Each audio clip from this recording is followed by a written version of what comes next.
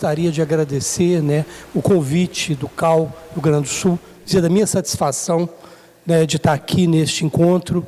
Eu tive a oportunidade, eu fui presidente do IAB de Minas Gerais, de 99 a 2002, então participei de alguma forma no movimento para a criação do CAU, então é com muita satisfação que eu vejo o nosso conselho existindo e fazendo a sua tarefa de se interiorizar, né, de levar a discussão da arquitetura, de articular os arquitetos e as entidades. Então, gostaria de agradecer na figura do nosso colega Neo Clóvis, que a gente já conhece de longa data, que é um lutador, né, pela arquitetura. Eu vou falar para vocês hoje, quando me convidaram, eu propus falar um pouco sobre a situação do patrimônio cultural hoje, que é a minha área de atuação. E propus também dar esse subtítulo, Dilemas e Perspectivas, porque a gente vive, em relação ao patrimônio cultural, uma época que é bastante curiosa, né? Obrigado. É uma época que apresenta, talvez, uma grande potencialidade de atuação em relação ao patrimônio cultural e, ao mesmo tempo, dilemas também muito grandes e muito sérios. Espera aí, é aqui, né? Ok. Eu vou começar com essa imagem, né? Há quase 10 anos atrás, quando eu escrevi um livro chamado Patrimônio Cultural, Conceito, Políticas e Instrumentos, eu abria o livro com essa imagem, que se refere a um acontecimento que me chamou muito a atenção. Esse acontecimento, ele teve lugar no início dos anos 2000, não sei se vocês se lembram disso, foi a destruição dos Budas monumentais de Bamiyan, que é um vale na região central do Afeganistão. E esses Budas, eles são uma testemunha, né, eram testemunhas, né, da cultura budista que se espalhara pela Ásia Central através da Rota da Seda, e que naquele momento eles incomodavam muito o governo talibã do Afeganistão, que considerava, na sua visão radical do islamismo, uma afronta à existência dessa representação de falsas divindades, no caso, o Buda, e anunciaram que destruiriam essas esculturas. Essas esculturas são esculturas de grande valor histórico e de grande valor estético. E naquele momento, eu gosto de me referenciar a esse fato, porque naquele momento, esse anúncio do Talibã provocou uma reação muito grande na comunidade internacional, no público, inclusive, em geral. Nessa época, eu trabalhava nos Estados Unidos, no Instituto Getty de Conservação, em Los Angeles, e eu acompanhei o grande esforço que o ICOMOS americano fez para tentar, através de um movimento de opinião pública internacional, dissuadir o governo do Talibã de fazer isso. Alguns anos antes, o Afeganistão havia apresentado à Unesco a candidatura do Vale como patrimônio da humanidade. Por uma tecnicalidade, essa candidatura não foi aceita. No entanto, era reconhecido, né, o grande valor dessas esculturas. E, nessa época, o ICOMOS americano, inclusive, ele lançou um grande movimento para se fazer um abaixo-assinado, com milhares de assinaturas, e a ideia era que isso, de certa forma, sensibilizasse o governo de Cabul, não adiantou, e chegaram, inclusive, a organizar uma caravana de clérigos mais moderados que foram ao Afeganistão tentar convencer os seus colegas de que eles não deveriam destruir. A gente sabe que isso não aconteceu. Eles destruíram, filmaram, divulgaram, e a destruição, né, muito alardeada desses Budas, ela não só provocou, e eu gosto de que eu começo, né, o meu livro falando disso, ela provocou uma comoção internacional, de certa forma. E de certa forma, ela simboliza, ela mostra como o patrimônio, já naquele momento, tinha deixado de ser um assunto só de experts. E, de certa forma, sensibilizava a opinião pública. Inclusive, um dos argumentos que foi usado um ano depois pela Aliança do Norte, que invadiu o Afeganistão, foi o desrespeito deles não só aos direitos humanos, mas ao próprio patrimônio da humanidade. Curioso, eu acho isso muito curioso, que num momento em que, de certa forma, a globalização se estende de forma avassaladora pelo mundo, que se torna cada vez mais igual, As cidades se tornam cada vez mais iguais. As pessoas se vestem de forma muito semelhante. Se a gente vai à China hoje, né, a gente dificilmente vai encontrar, principalmente nas cidades grandes, pessoas vestidas da forma tradicional que os chineses costumavam se vestir até algumas décadas atrás. A gente vai ver eles usando jeans, tênis e substituindo o chá por refrigerantes. Então é muito curioso que no mundo em que tem essa globalização avassaladora, ao mesmo tempo surjam ou ressurjam tradições locais com muita força. No mundo inteiro, línguas que estavam desaparecendo, elas são redescobertas e retrabalhadas muitas vezes por jovens. Danças e celebrações que estavam desaparecendo também, elas são revividas. Alguns anos atrás, eu tive a oportunidade de orientar um sociólogo de São Paulo, que ele tinha estudado, ele tinha feito o seu doutorado sobre as festas tradicionais do bairro do Bexiga, as festas italianas, da qual ele participara desde jovem, né, no movimento dos jovens netos, bisnetos de italianos, para recuperar aquelas festas que já tinham desaparecido há alguns anos. E é curioso que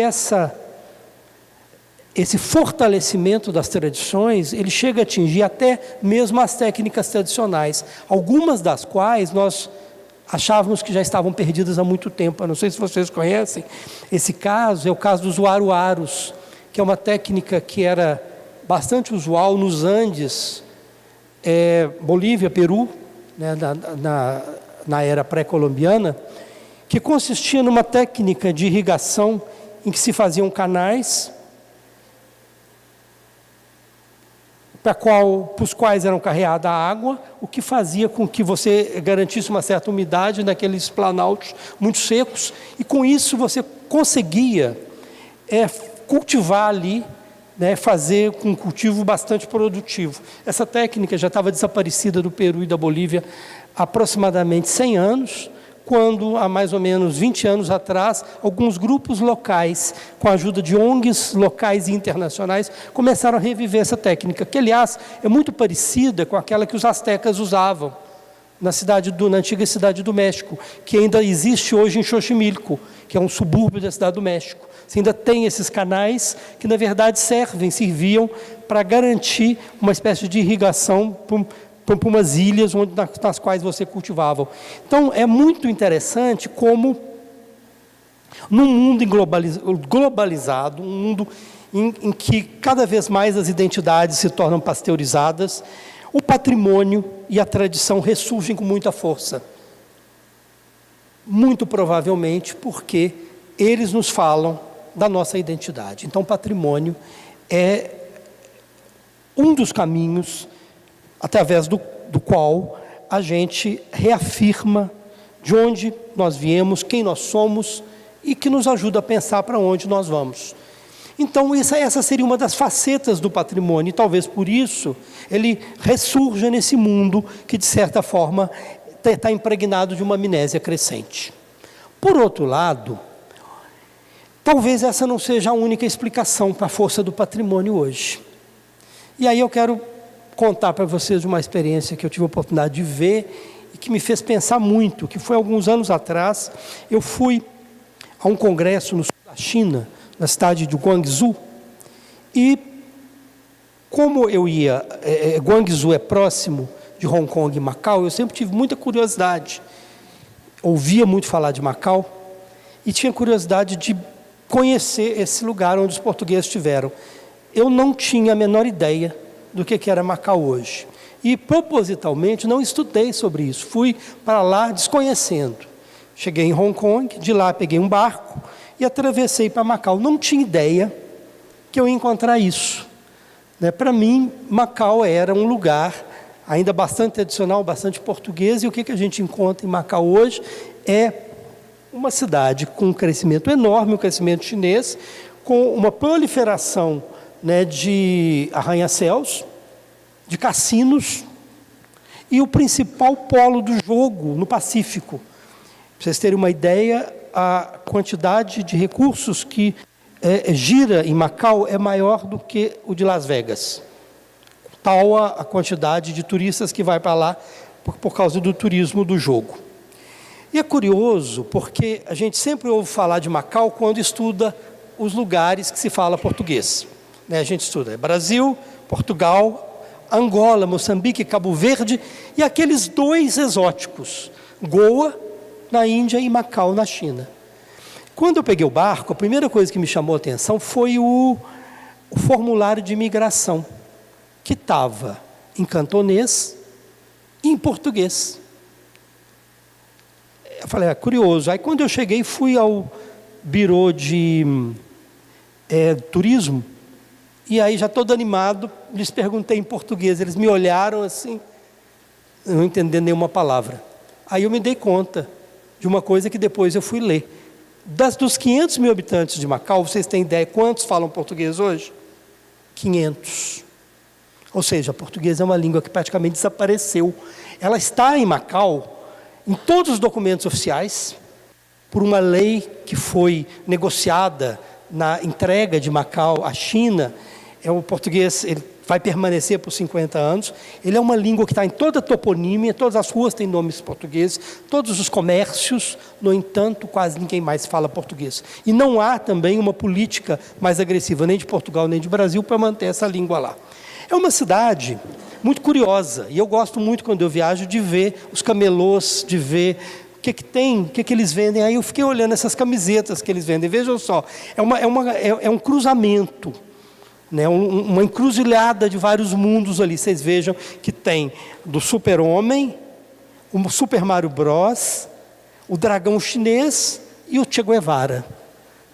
Mas essa é a imagem que mais chama a atenção de Macau. Para todo lado, a explosão desses cassinos, principalmente depois da saída dos portugueses. Mas, basicamente, a estrutura da cidade é uma cidade chinesa, ruas estreitas, né, esse comércio de rua, pipas, etc. Algumas casas que são conservadas, como casas-museu. Então essa é uma casa muito bem conservada, que você visita, aquelas casas voltadas para um pátio interno. Algumas partes da cidade bastante conservadas, assim como uma morfologia, um traçado de rua, um tipo de arquitetura que lembra bastante o nosso. Ali no fundo vocês estão vendo a igreja de São Paulo, uma igreja que pegou fogo, e cuja conservação seguiu os ditames. Isso é uma das coisas, primeira coisa bastante interessante do ponto de vista do patrimônio. Seguiu os ditames da nossa teoria da conservação ocidental, ou seja, não reconstruíram a igreja. Eles mantiveram a fachada, eles consolidaram, eles criaram uma estrutura metálica que segura a coisa por trás. Você sobe e vê a cidade, mas não reconstruíram. No entanto, gente, uma coisa que me chamou muito a atenção é que grande parte do centro histórico de Macau tem essa cara. Quando eu vi isso aí, falei, isso aqui podia ser uma cidade do Nordeste brasileiro, né? Assim, ali o Palácio do Bispo, a Catedral, e vocês vejam todos os elementos que a gente costuma encontrar em centros históricos. A separação, né, do caminho do pedestre com a passagem do automóvel, as correntes, a pedra portuguesa, as floreiras. O mais curioso dessa história, gente, é que há uma década atrás, isso não existia. Você não tinha pedra portuguesa aí, você não tinha essas floreiras, você não tinha essa separação. Na verdade, esse lugar era um lugar todo asfaltado, onde eles faziam estacionamento de carro e moto. E aí, eu descobri, e eu tive a oportunidade de conhecer, que isso tudo era obra de um arquiteto, chamado Francisco Viseu. Francisco Viseu é um arquiteto, coordenador do projeto de revitalização do centro de Macau, de família de origem portuguesa, mas que está em Macau há 8 gerações. Ele estudou arquitetura no Porto, fez seu doutorado em Tóquio, e, portanto, ele é, como ele próprio se denomina, um ser híbrido, que tem um DNA português, mas tem um pensamento oriental. E é muito curioso, porque isso talvez explique a maneira que ele intervém no centro histórico, que é absolutamente contrária ao que nós entendemos e que achamos correto do ponto de vista da teoria da conservação. Vocês estão vendo ali no fundo um chafariz com azulejos, nela um anjinho vertendo água. Isso aí é uma obra do Francisco Viseu. Igual todo aquele paisagismo que vocês viram anteriormente é uma obra dele que nunca existiu daquele jeito. Então ele recria, entre aspas, uma coisa que nunca existiu. Algo que os puristas da teoria da conservação acham o maior absurdo. Segundo ele não está recriando história, ele está recriando uma memória da ocupação portuguesa, como está a memória ali da chegada dos portugueses naqueles azulejos que contam a história da chegada. Ele mesmo me contou das resistências que ele tem a esse tipo de atuação, por exemplo, dos arquitetos que foram formados dentro do modernismo e dentro da teoria ocidental da conservação, que acham isso que ele faz um absurdo, um falso histórico. E o cerne da polêmica, nesse caso, foi esse anjinho, que, como vocês podem ver nessa foto mais de perto, é bastante tosco. Vocês estão vendo ali as proporções, a maneira de articulação da asa, é tão tosco. E essa falta de elaboração, de certa forma, se justifica porque isso tudo foi desenhado pelo Francisco Viseu, mas ali naquela região não tem escultores em pedra. Então o que ele fez? Ele mandava os desenhos para o interior da China, lá para uma província lá no meio da China, onde os escultores faziam essas coisas. Aliás, os mesmos escultores que tinham feito a decoração da igreja de São Paulo há algumas centenas de anos atrás. Eles não conheciam muito da iconografia ocidental, então eles interpretavam e fizeram esse anjinho aí, que segundo um crítico local, mais parece um morcego do que um anjo. E é curioso, e ele mesmo me contou essa história. E aí ele disse que ele respondeu no artigo dizendo, olha, não tem importância parecer um morcego não, até bom, porque na nossa cultura, ele está falando da cultura chinesa, o morcego é o símbolo da sorte. Não é à toa que os cassinos são cheios de morcegos, assim, representações de morcegos para todos os lados, para dar sorte para os jogadores. Essa história esquisita, assim, um pouco curiosa, isso aí também é obra dele. É velhinha em folha, gente, isso aí parece uma coisa do século XVIII, mas acabou de ser feita, do ano 2000 e alguma coisa. Bom, aí eu fiquei pensando assim, se ele não tem o apoio, né, dos arquitetos locais, se ele não tem o apoio, inclusive, do próprio governo autônomo de Macau, não o apoia muito nisso, quem que apoia esse trabalho? Aí ele me contou, o governo da China continental. Vocês já devem imaginar por quê, né, gente? Vejam, por exemplo, aqui na fonte, o peixe, que mais, o golfinho, que mais parece o peixe, né, um peixe japonês, um peixe chinês aí. Gente, essa é a cara, né, do centro de Macau. E eu entendi claramente esse apoio quando a gente tem acesso às propagandas sobre Macau. A ideia dos chineses, do governo chinês, é vender Macau como um destino de turismo cultural. Então, isso é muito claro quando, por exemplo, na Expo 2010 de Xangai, o pavilhão de Macau, ele foi todo dedicado a isso, não ao jogo, mas àquilo que eles diziam, que eles chamavam de pérola lusitana do Pacífico. Ou seja, vamos vender Macau como um parque temático português no Pacífico. Então, gente, patrimônio também é mercadoria. Patrimônio é identidade, mas patrimônio é mercadoria.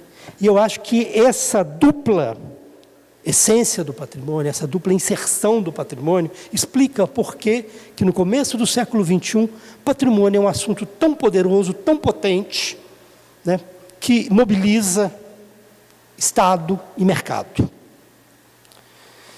Então, frente a esses impasses, né, a gente lida, diariamente nós que trabalhamos com patrimônio, a gente lida com os impasses advindos dessa dupla natureza. Algo que é identitário, mas algo que é também mercadoria.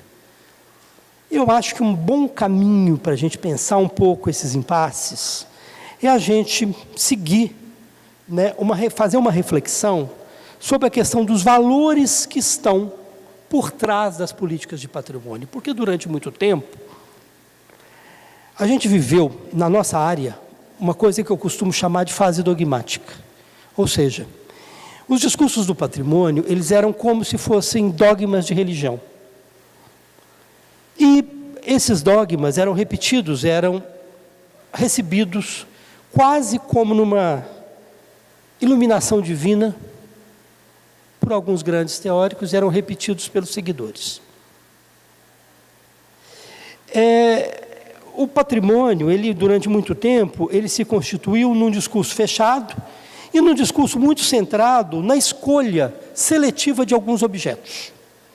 Afinal de contas, cabia aos técnicos do patrimônio identificar excepcionalidades a partir de determinados critérios que eles compartilhavam, a partir de uma determinada narrativa que lhes era passada pelos sábios da área.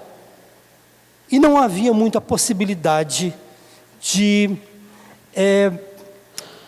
você divergir daquilo. A divergência era considerada no campo do patrimônio quase uma heresia. Há algumas décadas tem se inaugurado na nossa área aquilo que eu costumo chamar de via crítica, ou seja, o patrimônio passa a ser ele mesmo objeto de reflexão. Então, mais do que nos perguntarmos sobre as técnicas de conservação, que foi muito o caminho das teorias da conservação durante muito tempo, hoje a reflexão sobre o patrimônio se pergunta sobre os fundamentos teóricos da nossa área. Afinal de contas, por que a gente patrimonializa certos bens e não patrimonializa outros? Por que a gente lança luz sobre certos momentos da história e deixa outros na obscuridade? Essa tentativa, gente, de reflexão, ela tem acontecido em várias partes do mundo. E um dos esforços mais notáveis que eu conheço é o que tem sido empreendido pelo Getty Conservation Institute, né, que é um instituto de conservação ligado à Fundação Getty, que há mais ou menos uns 20 anos enveredou por esse caminho. Vocês sabem, gente, que essa fundação ela foi criada pelo Jean Paul Getty, que ao morrer ele deixou metade da sua fortuna para uma fundação. Ele era na época o homem mais rico do mundo. O objetivo dessa fundação é a difusão da arte pelo mundo. Ele tinha, logo depois da Segunda Guerra, comprado uma enormidade de obras de arte na Europa do pós-guerra. Como nós, de alguma forma, né, através do Assis Chateaubriand, também compramos algumas coisas muito boas, né, para o nosso acervo do MASP, por exemplo. Então, aproveitando a pobreza da Europa, ele comprou uma enormidade de coisas e foi a fonte principal do acervo do seu museu. Mas, logo de início, os museus sentiram a necessidade de ter um braço que trabalhasse com a conservação desse acervo. E desse braço surgiu esse Instituto de Conservação, que durante muito tempo, até mais ou menos os anos 90, se preocupou basicamente com as questões técnicas relacionadas ao patrimônio, ou seja, como conservar essas obras de arte, como restaurar uma pintura, como recompor uma escultura, mas que foi gradativamente ampliando a sua perspectiva. E, no final dos anos 90, chegou à conclusão, e aí foi uma coisa bastante curiosa, foi um momento, inclusive, que grande parte da diretoria, não sei se é uma coincidência ou não, mas grande parte da diretoria desse instituto eram formados por latinos, mexicanos, descendentes de cubanos, mas eles chegaram à conclusão que mais do que uma perspectiva técnica, cabia naquele momento fazer, enquanto uma instituição internacional, uma reflexão sobre os fundamentos teóricos da nossa área.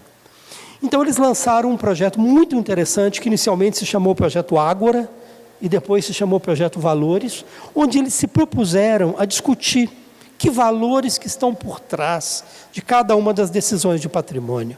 E fizeram, durante vários anos, uma série de encontros. Inicialmente, fizeram encontros entre profissionais mais ligados à teoria da conservação, e depois foram ampliando, por exemplo, para discutir a questão do valor econômico do patrimônio, que é uma questão muito mal discutida. Então, foi um encontro notável, um encontro marcante que houve ali, em que pela primeira vez vários economistas foram chamados a discutir como valorar, usando as teorias econômicas, aquilo que é tão intangível no patrimônio. É possível a gente pensar no valor do patrimônio do ponto de vista da economia? Ou o papel dos bens culturais no sistema, né, de produção capitalista? Como é que a gente pensa nisso? A partir dessa série de encontros, eles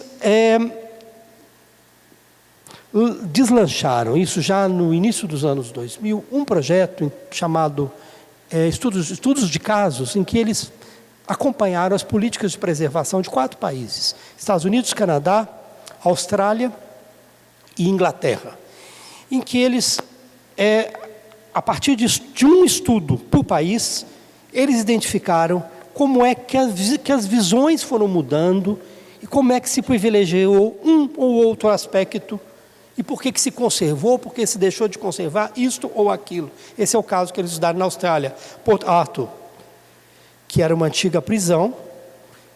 Então, eles discutiram por que certas partes foram conservadas, as outras foram deixadas apenas como um adorno paisagístico, etc. Um trabalho muito interessante, que continua até hoje, com uma discussão. Agora, eles estão discutindo como é que se forma o consenso em relação a políticas de patrimônio. É uma das questões que a gente que está na prática do patrimônio, por exemplo, que trabalha ou que participa de conselhos, como é que a gente pode formar um convencimento, ou como é que nós podemos atingir um mínimo denominador comum para identificar, por exemplo, um certo valor social que nos permita dizer isso deve ser conservado e aquilo não.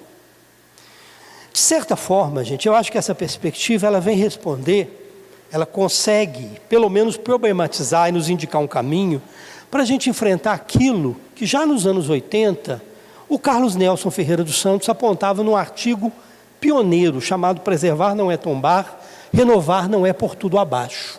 O Carlos Nelson, gente, ele era um arquiteto que fez uma formação de mestrado e doutorado na área das ciências sociais e que como urbanista, ele na verdade não era uma pessoa dos órgãos de patrimônio, era um urbanista, ele enfrentou de uma forma muito atual essa questão do patrimônio.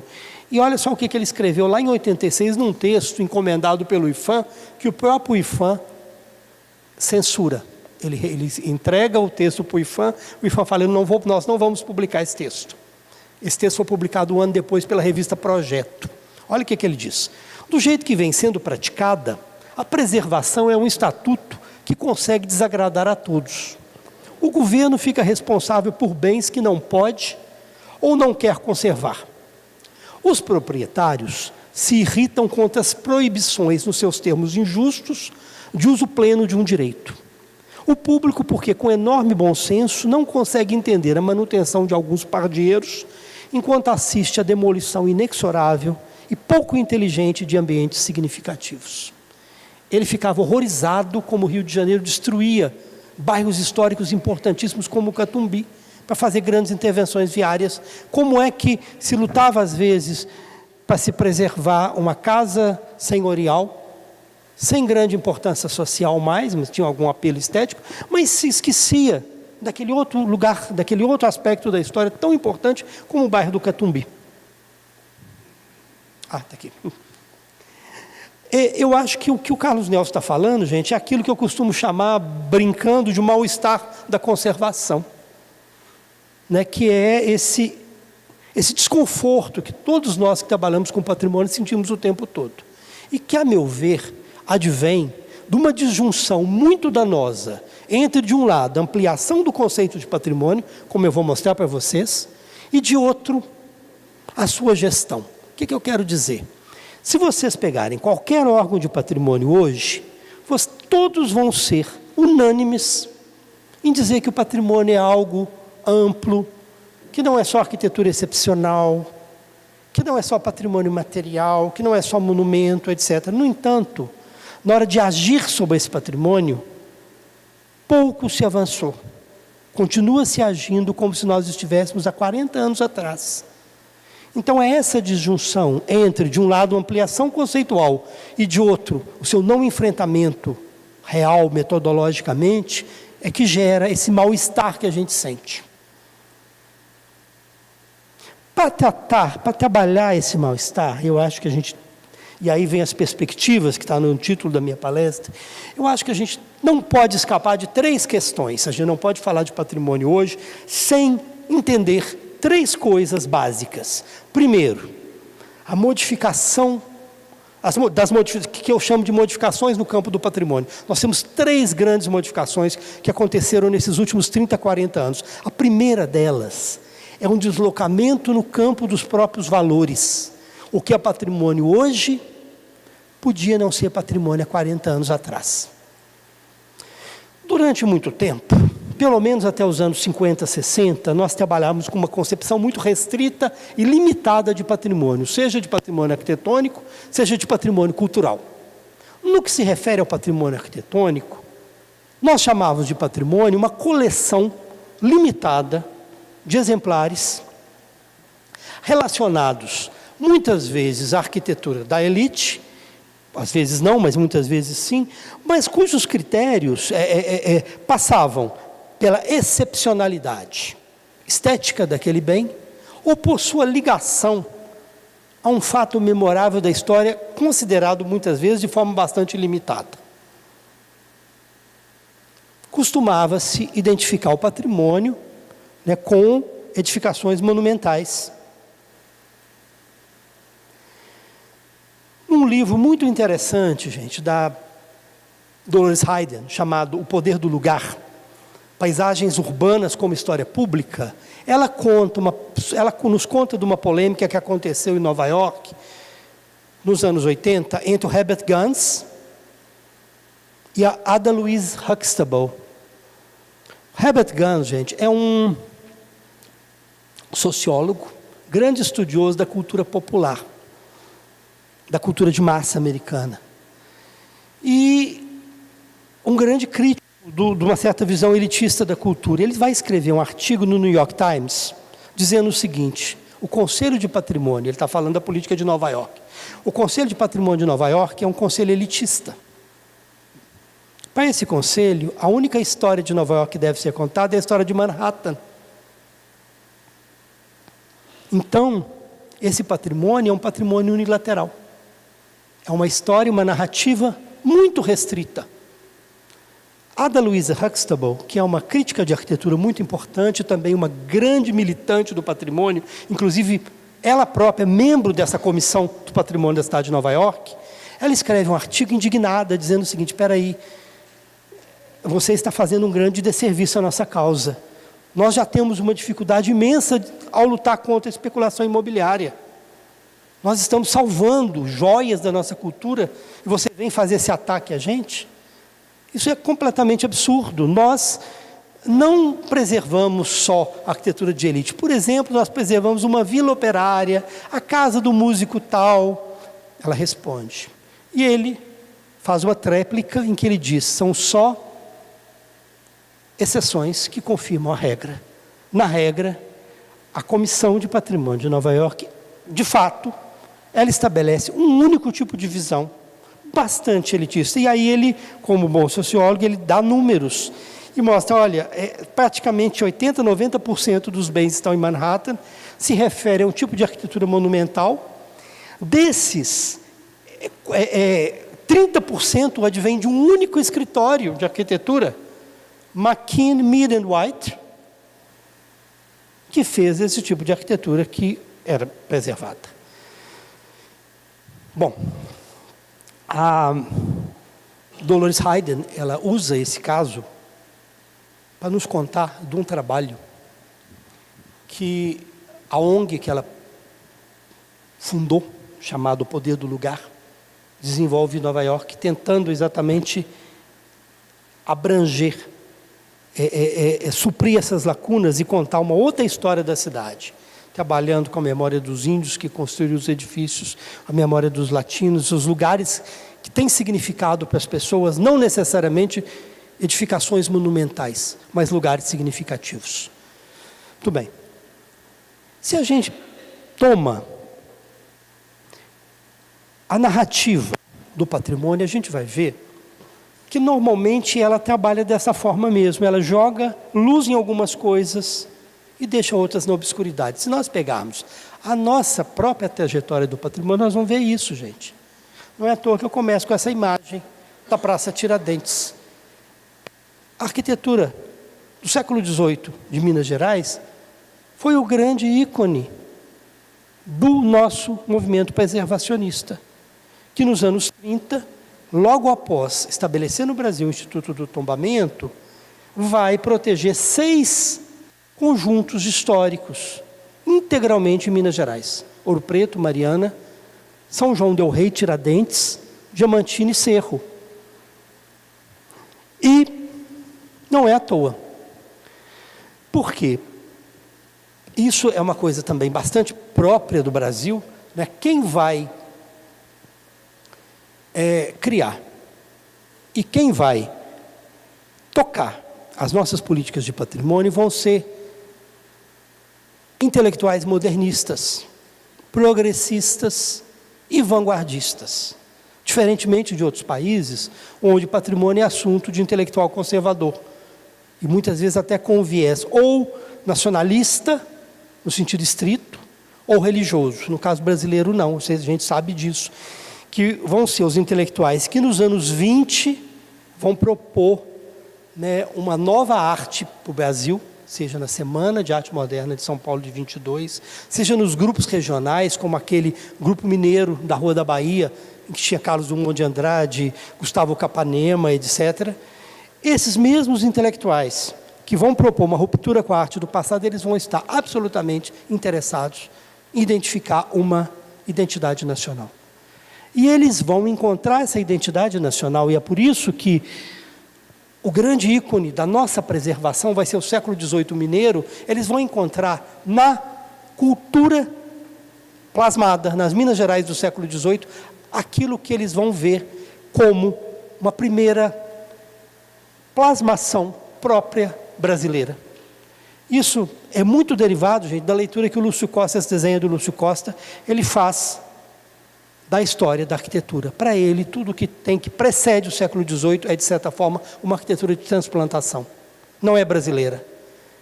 A primeira manifestação de brasilidade para eles seria a arquitetura mineira do século XVIII. E aí, a partir dessa leitura, o que eles vão fazer? Eles vão preservar as cidades coloniais, principalmente de Minas Gerais. E é muito interessante como nessa leitura deles vai haver uma afinidade eletiva muito forte entre o século XVIII e a própria arquitetura que eles faziam. Diferentemente de outros intelectuais vanguardistas, como os futuristas italianos, que queriam desviar o rio Tigre para inundar os museus do Vaticano, para poder rir de ver toda aquela velharia boiando, os intelectuais modernistas brasileiros, eles se viam como continuadores da boa tradição brasileira, que eles reconheciam no século XVIII. Então é muito curioso que Ouro Preto é tombada, a igreja de São Francisco de Assis do Aleijadinho é tombada, e a igreja São Francisco de Assis de Niemeyer na Pampulha, ela é tombada quase imediatamente à sua construção. A sua construção termina em 43, em 47 ela é tombada. Bom, aí é uma anedota curiosa, ela é tombada porque ela estava correndo um grande risco. Não sei se vocês sabem, mas essa igreja ela foi rejeitada pela Igreja Católica.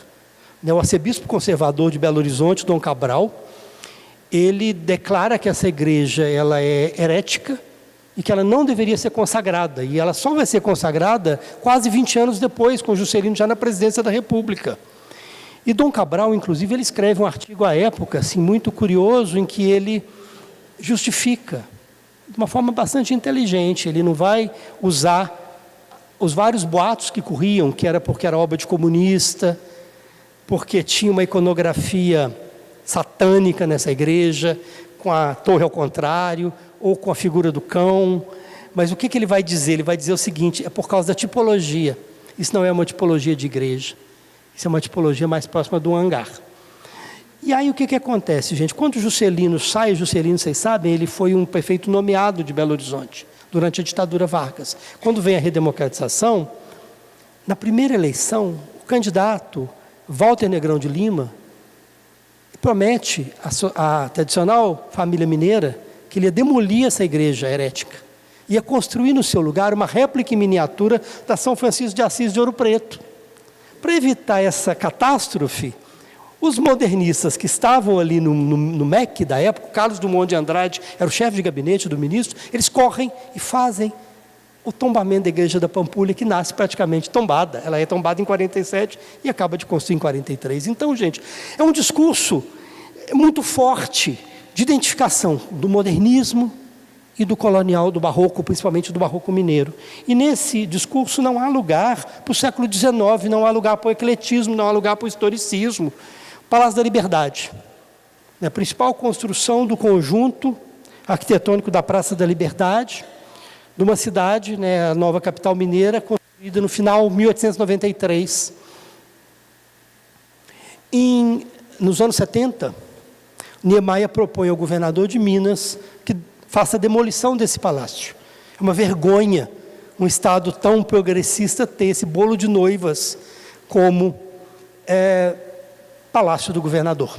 E, naturalmente, vamos substituir por uma obra minha, É uma torre de vidro preto que o Niemeyer propõe ao governador. E, nessa mesma época, o Sindicato da Construção Pesada propõe ao governador também que essa praça, que é também originária da construção da cidade, que ela seja cortada pela metade. Para que tanta praça? Nós precisamos de lugar para automóvel. E aí, com essas duas propostas na mão, o governador, a gente ainda está na ditadura, mas ele tem o bom senso de não acatar imediatamente e cria uma comissão para estudar. E essa comissão, ela chega a uma conclusão interessantíssima. Não só que essas propostas não deveriam ser aceitas, mas mais, que era urgente se criar um órgão estadual de preservação. Porque o órgão federal não tinha olhos e não tinha critérios para valorizar essa arquitetura, que era essencial para a compreensão dessa capital que foi feita no final do século XIX. Então se criou o IEFA, cujo primeiro ato foi exatamente tombar esse conjunto, que até hoje, gente, não tem proteção federal. Vocês verem como até hoje é forte essa leitura, E essa leitura excludente, ela atinge outros estilos, outros tipos de arquitetura. Aqui vocês têm um exemplar do chamado estilo moderno, como se chamava na época, mas que depois nós chamamos de Art Deco. Esse é o antigo Teatro Municipal de Belo Horizonte, que nos anos 40 foi reformado e ganhou esses traços Deco, e que chegou a ser tombado pelo estadual. Eu era estudante na época, a gente fez um movimento para o tombamento desse teatro, desse cinema. Ele foi tombado. Acontece, gente, que mesmo tombado, o governador à época permitiu que o proprietário destruísse ele completamente por dentro, porque ele já tinha sido vendido para o Banco Bradesco. E aí ele foi... não trouxe a imagem. Ele foi demolido sob grandes protestos. A presidente do IEFA renunciou, mas também com aplausos. Isso, gente, nos anos 80. Vários dos meus professores chegaram a escrever artigos no jornal dizendo que tinha que demolir mesmo, que a Art Deco não valia nada, que era um estilo que era, como eu me lembro de um artigo de um artigo que chamava Rua Sem Saída, que era uma rua que não levou a lugar nenhum na arquitetura e que devia ser demolido. 10 anos depois, eu era diretor de patrimônio da cidade de Belo Horizonte e eu coordenei um tombamento do centro inteiro da cidade, e o nosso prédio símbolo foi o Cine Brasil, outro exemplar dessa arquitetura dessa época. Pra vocês verem, gente, como a fortuna crítica muda. Já estávamos nos anos 90, quando já se reconhecia que essa arquitetura tinha valor, sim, não só histórico, mas inclusive estético. Então, o que a gente vê claramente, é uma coisa inescapável para a gente pensar no patrimônio hoje, é a ampliação do conceito de patrimônio arquitetônico. Françoise Chouet, num livro genial chamado Alegoria do Patrimônio, ela diz que o patrimônio, ela usa o termo edificado. O patrimônio edificado tem 3 ampliações: tipológica, cronológica e geográfica. Tipológica, inicialmente, você pensava que dignas de preservação eram apenas tipologias normalmente ligadas à arquitetura da elite. Casas senhoriais, palácios, igrejas, etc. Isso, gente, por exemplo, no século XIX, quando se preservavam, às vezes, catedrais na França, era muito comum você preservar uma catedral, mas você demolir 2 quarteirões em frente a ela, de casas mais antigas, inclusive, porque aquelas residências do homem comum não tinham valor. Aí você gerava umas praças que a cidade medieval nunca tinha tido, mas era para valorizar o monumento. Com o tempo, as tipologias foram sendo ampliadas, e a gente percebe que, por exemplo, a arquitetura residencial do homem comum é tão importante, historicamente, mesmo arquitetonicamente, que uma arquitetura monumental. A gente percebe que a arquitetura comercial tem muito valor. Nos anos 60, gente, lojas do Vitor Horta ainda eram demolidas. E, finalmente, a arquitetura industrial, que é muito revalorizada a partir dos anos 80, com possibilidades de reciclagem que nós, arquitetos, deliramos, né, com ela, com as possibilidades que ela nos oferece de uso atual daquela tipologia. Cronológica.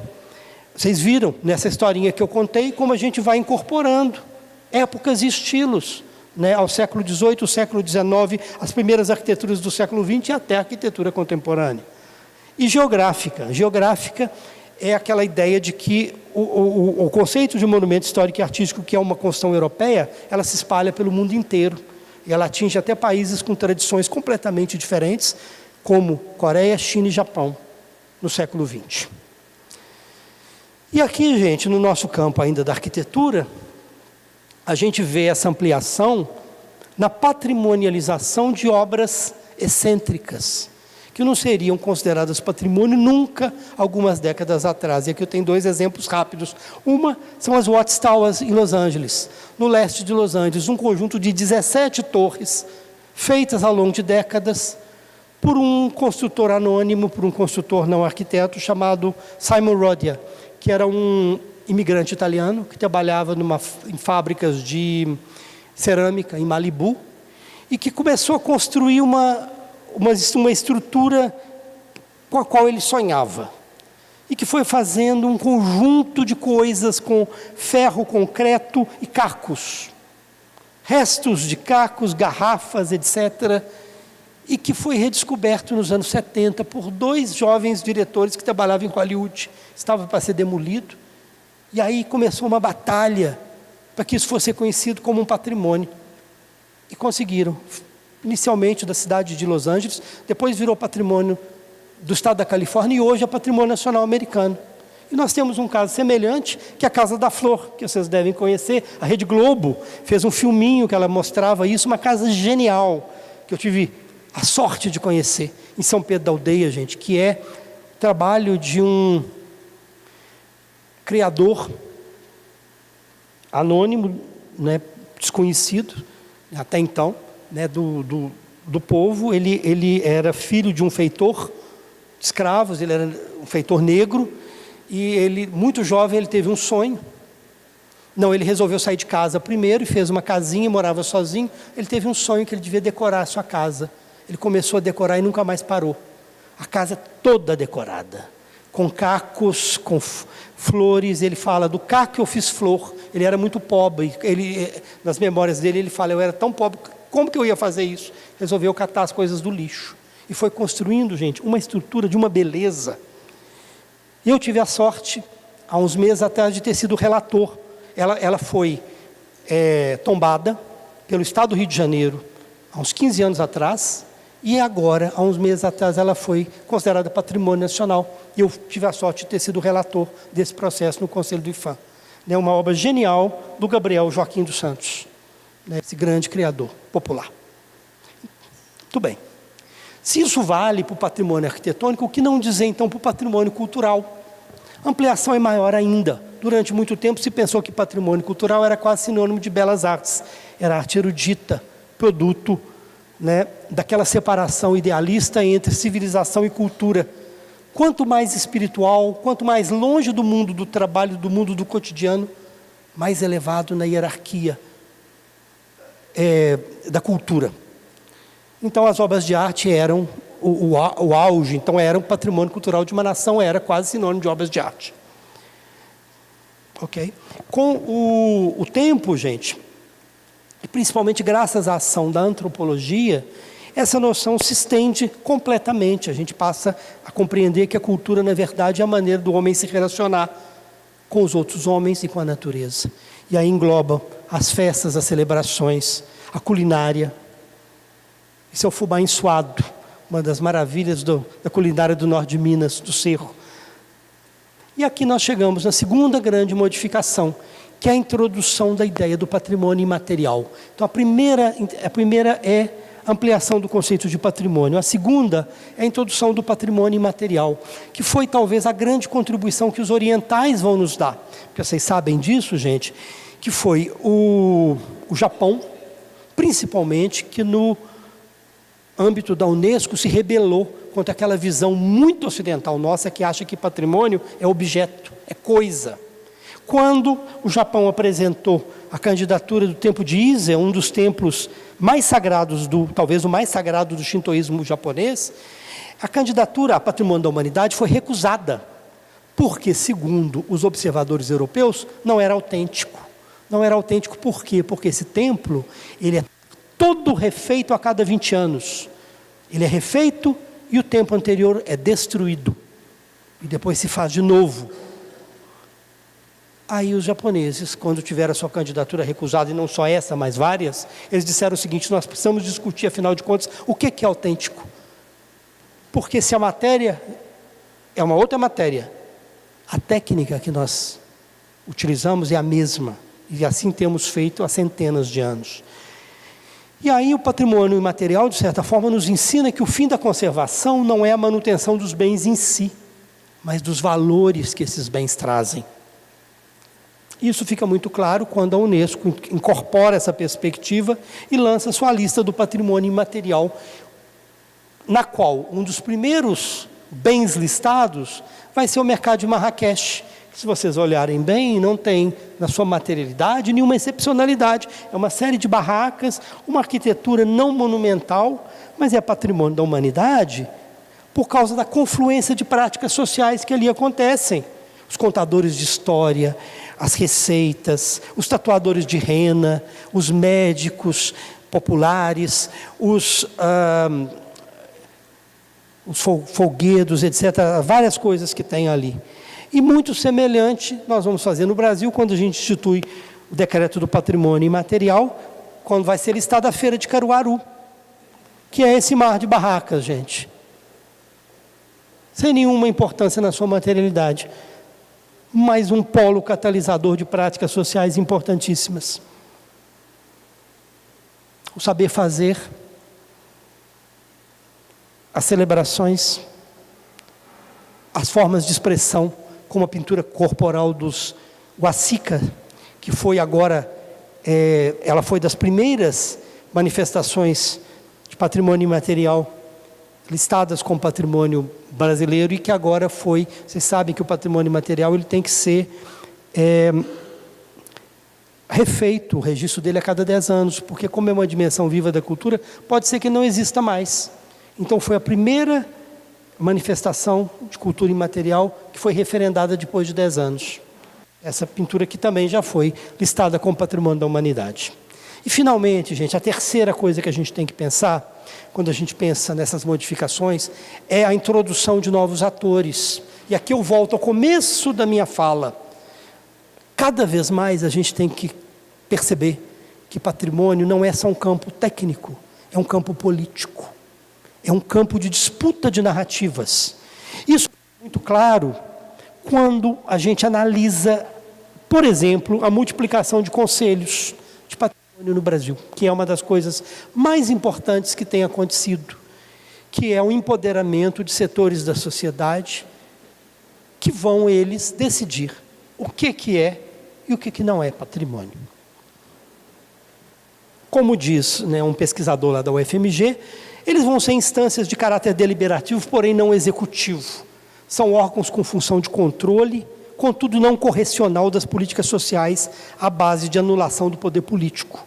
O Conselho não quebra o monopólio estatal da produção do direito, mas pode obrigar o Estado a elaborar normas de direito de forma compartilhada, em cogestão com a sociedade civil.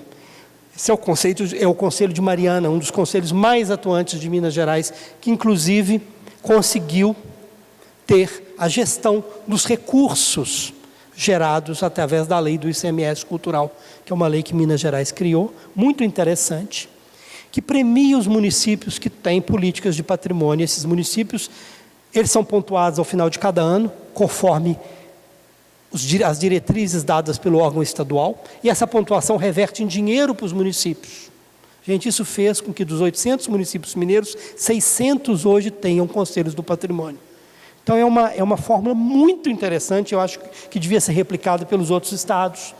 E esse conselho, ele conseguiu inclusive ter a gestão desses recursos, porque o recurso vem e vai para a caixa comum do município. E o Conselho do Patrimônio, numa negociação, né, como eles são os órgãos híbridos, numa negociação com o Executivo, eles podem fazer a indicação de para onde vão esses recursos.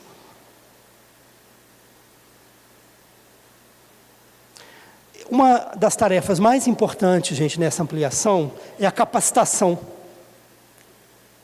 a troca de experiências. Então, imaginem só, nos municípios, a gente não tem, nos conselhos, simplesmente pessoas que têm uma formação técnica. Então, é muito importante que as diversas experiências sejam compartilhadas e que certas competências profissionais elas sejam colocadas à disposição daqueles conselheiros. Então, esse é um trabalho que a UFMG tem feito já há 10 anos. A gente fez um 9º encontro Mestres e Conselheiros, é um encontro que a gente faz, né, a cada ano. Né, o Jorge já foi o nosso convidado nesse encontro, e esse encontro é um seminário bastante diferente dos seminários usuais, porque ele reúne pesquisadores acadêmicos e os militantes do patrimônio, aquela pessoa que está lá na ponta, no município pequeno do interior, né, para trocar essas experiências. E a cada ano ele tem um tema. Então tem um ano que discutiu os direitos do patrimônio, outro ano foi a cidade, outro ano foi o patrimônio imaterial. Então esse é um trabalho bastante importante. E que tem a ver, gente, com aquilo que, no fundo, se a gente está falando que o patrimônio, mais do que uma área técnica, é uma área política, a gente tem que fazer uma reflexão profunda sobre o caráter democrático dessas escolhas, porque, afinal, se é uma narrativa, vai ser uma narrativa de quem? Vai ser uma narrativa só da elite? Vai ser uma narrativa só de uma camada de intelectuais? A gente sabe que, no caso brasileiro, foi, e por sorte, de intelectuais progressistas que tinham um compromisso de nação e que naquele momento viram, na chegada ao poder de Getúlio Vargas, uma oportunidade de criar políticas públicas. Pela primeira vez o Brasil não tinha políticas públicas até Vargas. A gente tinha um Estado basicamente patrimonialista a serviço das elites, e essas camadas médias urbanas que chegam ao poder com Getúlio Vargas, o que elas vão fazer? Elas vão pensar em políticas de educação, políticas de saúde, políticas de cultura, e vão criar, entre outros, o IPHAN, cuja história eu contei para vocês, e cuja ideia era criar, né, de certa forma, uma narrativa nacional para pensar um projeto de nação para o futuro. E é um órgão, e é uma área que consegue uma narrativa tão potente que ela consegue passar ilesa, graças a vários formuladores, Rodrigo Melo Franco, Lúcio Costa, ela consegue passar ilesa por muitos períodos, inclusive pelo golpe militar de 64. A gente sabe que, apesar de todas as dificuldades, o IPHAN manteve a sua linha e muitas vezes enfrentou, né, os poderosos e conseguiu, né, preservar muito do que nós temos hoje, graças ao trabalho do IPHAN. Passou pelo terrível período da ditadura militar. Ali a gente tem o Renato Soeiro, que foi um presidente do IPHAN. Ali vocês veem o Jarbas Passarinho, ministro da ditadura militar. Mas o IPHAN consegue manter, de certa forma, a sua autonomia nesse período. E as coisas vão mudando dos anos 70 em diante, quando a ditadura começa. O projeto da ditadura começa a fazer água e a sociedade civil reage. E aí a gente vive, eu tive a felicidade de viver esse período, eu era jovem, mas eu lembro a grande luta, né, pela anistia, a luta pelas diretas já, o movimento pela redemocratização, o comício das diretas já na Praça da Sé, o momento muito triste da rejeição da emenda Dante de Oliveira, mas a eleição indireta do Tancredo Neves, que foi o o caminho e a morte do Tancredo Neves em seguida, e subida ao poder, o senhor José Sarney, né, que tinha sido o presidente do partido da ditadura militar. Então, no Brasil, a gente tem essa característica, né? A gente não faz uma ruptura, a gente vai fazendo uma transição em que, de certa forma, as coisas vão se rearranjando. Infelizmente, foi o que aconteceu aí. Mas esse período, e aqui é uma coisa muito importante para a gente fechar a palestra, esse período foi um período muito rico, apesar de toda a dificuldade. O governo Sarney foi um governo em que os movimentos sociais tiveram muita força. A sociedade civil se organizou. Se organizou na luta pelas diretas já e por uma nova Constituição. E nessa luta pela Constituição, gente, a gente viveu um momento dos mais bonitos da história do Brasil, em que, de fato, a sociedade civil teve voz e que se organizou a partir de vários temas e que abriu a possibilidade de se fazer emendas populares. Não eram só os deputados que podiam propor. Se você conseguia tantos mil assinaturas, aquilo tinha uma força de proposta como a vinda de um deputado constituinte. E aí, gente, eu me lembro claramente, na Praça 7, que é o centro da cidade de Belo Horizonte, banquinhas disputando a sua assinatura. Você podia assinar até 3. Então, pela reforma urbana, pelo patrimônio, pela cultura, pelo direito dos índios, das mulheres. E foi uma Constituição que, de verdade, ela foi construída dessa forma. E aí ela nos legou um artigo que fala de patrimônio cultural genial. Um artigo contemporâneo, o artigo 216, que corresponde a isso tudo que eu falei para vocês, que traz o patrimônio na sua inteireza, fala do patrimônio material e imaterial, fala das diversas formas, né, as formas de expressão, de criar, fazer e viver, as criações científicas, artísticas e tecnológicas, as obras, objetos, documentos, edificações e demais espaços destinados às manifestações artísticas e culturais, conjuntos urbanos e sítios de valor histórico, paisagístico, artístico, etc. E lá em cima, gente, a definição. O patrimônio cultural brasileiro constitui os bens de natureza material e imaterial, portadores de referência à identidade, à ação e à memória dos diferentes grupos formadores da sociedade brasileira. Então, um conceito absolutamente amplo e contemporâneo. E mais importante, no seu parágrafo 1º, enuncia claramente, pela primeira vez, que preservação do patrimônio vai ser feita pelo poder público com a colaboração da comunidade, ou seja, essencialmente, através de mecanismos democráticos. A democracia é a condição sine qua non para a produção de um patrimônio cultural verdadeiro e contemporâneo. E com isso, eu fecho a minha palestra, colocando a minha preocupação com o momento que a gente vive. Que se, como disse o nosso colega Clóvis, a gente não pode falar de uma ditadura aberta, nós vivemos um momento de grande preocupação e de grandes retrocessos do Estado de Direito e da democracia. Então, a minha pergunta é, como é que fica tudo isso que a gente avançou? Eu quis mostrar para vocês os nossos avanços no campo do patrimônio, e nesse aspecto, gente, eu tenho hoje a honra de presidir o ICOMOS do Brasil, que é o Conselho Internacional de Monumentos e Sítios, o Comitê Brasileiro.